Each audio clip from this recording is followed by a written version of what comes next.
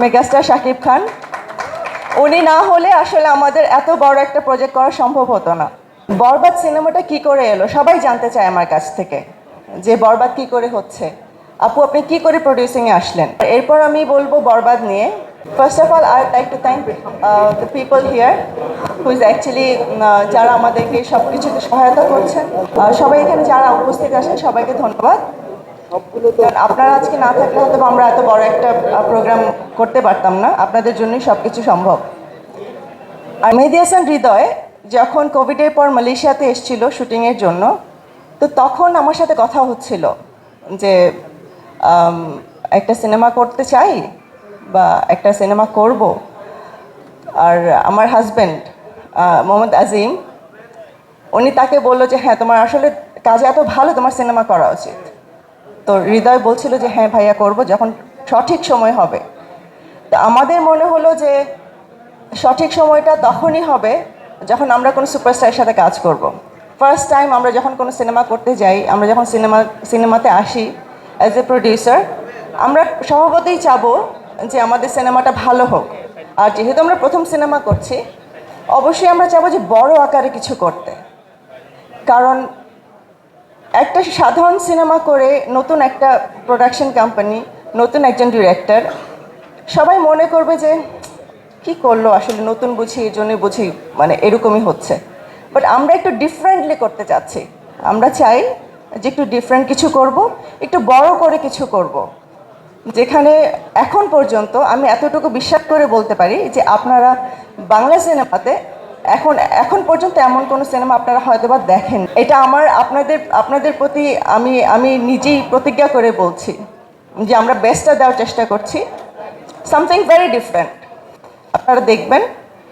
আর তার চেয়ে সবচেয়ে বড় ব্যাপার হচ্ছে যে একটা সিনেমা তো তখনই সাকসেসফুল হবে যখন আমি যার সাথে কাজ করব সে কে। আমি প্রথমতই থ্যাংক ইউ বলবো শাকিব ভাইকে, শাকিব খান।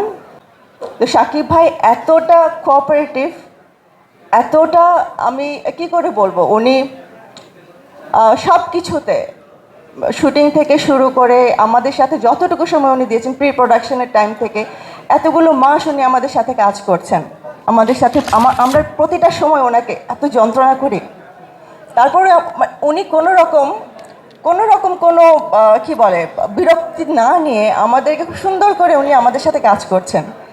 এবং আমি শাকিব ভাইয়ের ব্যাপারে আসলে বলবো প্রফেশনালিজমটা এত ভালো ওনার, যে আমরা কখনো, মানে আমি অন্তত আশা করিনি যে মেগাস্টারের কাছ থেকে এত বেটার প্রফেশনালিজম পাবো।